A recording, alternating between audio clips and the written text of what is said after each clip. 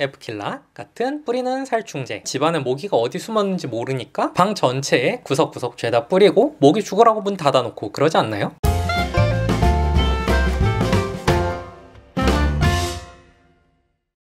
배꼽손 안녕하세요, 말랑닥터 김영진입니다. 좋아요와 구독, 많은 관심과 사랑 부탁드립니다. 여름이죠?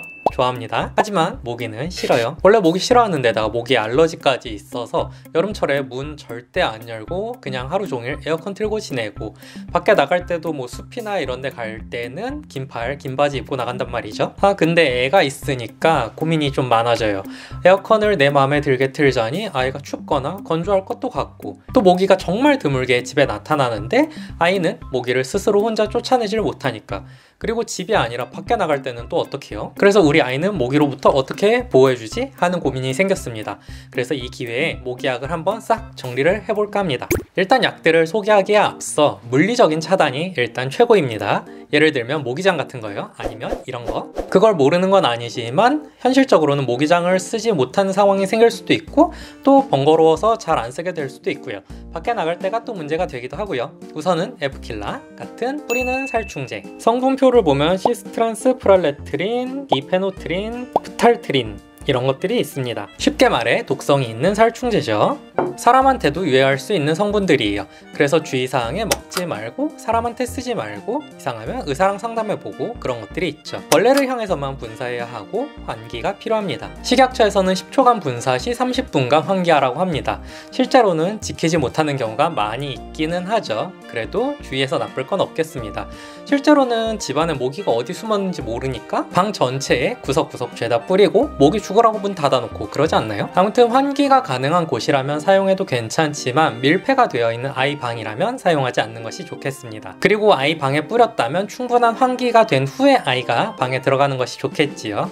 에어로졸 형태이기 때문에 모기를 향해서만 사용해도 방 전체로 확산이 됩니다. 다음은 모기향. 그 옛날 시골 느낌이 나는 뱅글뱅글 코일형 모기향과 액상형 혹은 매트형 모기향이 있죠. 액상형이나 매트형 모기향에는 곤충의 신경계를 마비시키는 피레스로이드 계열의 합성 화학물이 들어있고, 코일형 모기향에는 알레트린이라는 성분이 들어있습니다. 결국 둘 다 피레스로이드 계열의 살충제 성분이라는 데는 차이가 없어요. 그래서 계속 틀어두면 결국은 스프레이 형태의 모기향을 천천히 꾸준히 뿌리는 것과 큰 차이가 없다는 거죠. 그 모기향 냄새 좋아하시는 분들 있으세요? 제가 철이 없던 20대에 어릴 때 맡았던 모기향 냄새가 너무 그리워서 코일형 모기향을 방 안에 틀어두고 모기 들어올까봐 방문은 다 닫아두고 1시간 정도 깜빡 잠이 든 적이 있었단 말이에요. 그랬더니 진짜 괴로워서 죽을 것 같아가지고 눈을 떴어요. 머리 아프고 속도 울렁거리고 토할 것 같고 눈도 아프고 코도 막히고 숨쉬기도 답답해서 바로 막 방 환기시키고 그랬는데요. 이런 코일형 모기향을 밀폐된 공간 안에 틀어두게 되면 살충제 성분뿐만 아니라 PM10, 그러니까 미세먼지 농도도 최대 40배 정도까지도 올라가고요. 제품에 따라서는 포르말데히드 농도가 올라간다는 연구도 있습니다.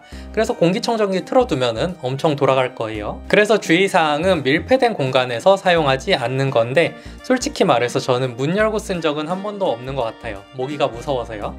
아니면 차라리 밖에 나갔을 때 쓴 적은 있긴 해요. 하지만 그렇게 하면 안 된다는 거. 특히 국내에서는 만 6세 미만 영유아가 있는 집에서는 사용하지 않는 것을 권하고 있습니다. 그래서 이것도 땡. 마지막으로는 모기 기피제, 뭐 계피라든지 천연 오일이라든지 이런 천연 제품들 말고 의약외품이라는 설명이 붙어있는 제품들을 기준으로 얘기 드릴게요. 모기약이랑 모기 기피제에 붙어있는 의약외품 표시는 적어도 성분에 대한 유해성 평가를 받은 제품들이라는 뜻이고, 정확하게 사용하면 인체에 위험하지 않다는 뜻이거든요. 모기 기피제에 들어있는 성분은 농도가 진하면 당연히 효과는 더 좋고 오래가지만 그만큼 사람한테도 더 자극이 될 수 있어서 특정 농도 이상으로는 제품을 만들지 않습니다. 대표적인 성분으로는 디에틸톨루아미드, 디트라는 성분과 이카리딘이라는 성분이 있습니다. 디트는 1946년 처음 사용되기 시작했으니 엄청 오래된 물질이죠. 또한 미국 소아과학회와 미국 CDC에서는 10에서 30% 정도 농도의 디트는 2개월 이상 아이들한테 사용하는 것은 무해하다라고 결론을 내렸습니다. 다만 정확하게 사용했을 때 말이에요. 국내에서는 기준을 조금 더 타이트하게 잡아서 6개월 미만에서는 10% 미만의 디트를 사용하고, 만 12세 이상에서만 20% 농도의 디트를 사용하도록 권장하고 있습니다. 그래서 그런지 2개월 이상부터 사용할 수 있다고 되어 있는 제품들은 아직까지는 잘 못 찾겠더라고요. 한 10년 전만 해도 좀 더 기준이 타이트하고 유해성이 강조되다 보니까 만 6세 미만에선 아예 사용하지 못하게 했었는데 그 사이에 많이 바뀌긴 했어요. 다만 만 2세, 만 24개월 미만 아이들한테는 하루에 한 번만 사용을 하고요. 얼굴에 직접 뿌리지 말고 어른들이 손에 바른 다음에 아이들 얼굴이나 몸에 발라주어야 합니다. 옷 위에 뿌리는 게 원칙이긴 한데 특정 옷감들은 디트 때문에 옷이 상할 수 있다고 하네요. 이카리딘은 1980년대에 만들어졌습니다. 그래도 꽤 오래 썼죠. 미국에서 판매가 승인된 건 2005년부터고요. 제품이 만들어져 사용되어 온 시기를 얘기 드리는 거는 이 제품을 오랫동안 써왔고 만약에 부작용이 뭔가 나타날 거였다면 이 정도 썼으면 나타나지 않았겠냐, 그러니까 웬만하면 괜찮겠다, 이런 얘기를 드리고 싶어서입니다. 디트와 달리 이카리딘은 냄새가 안 나고 옷에 사용해도 옷감이 상하지 않는다는 장점이 있습니다.